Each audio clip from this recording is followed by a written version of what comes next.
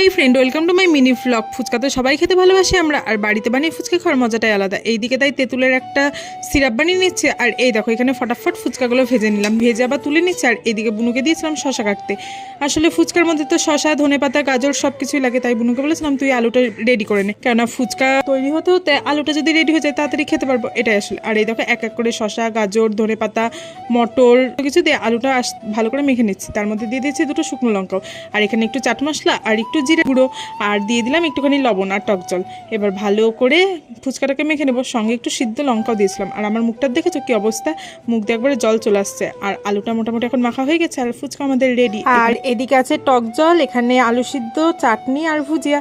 এবার ফটাফট খাওয়ার পালা। বুনু আমাকে রেডি করে দিচ্ছে, এর আগেও কিন্তু বুনু 4-5টা খাওয়া হয়ে গেছে। আমি বলছি দিয়ে এবার আমিও একটা খাই। তো এই দেখো কত সুন্দর স্টাইল করে দিচ্ছে, আর বুনুই আমাকে খাই দিল। চলো, তো ভিডিওটা কেমন লাগলো তোমরাও কমেন্ট করে জানি। ভালো লাগলে লাইক, কমেন্ট, শেয়ার ও চ্যানেলটাকে সাবস্ক্রাইব করে দিও। আজকের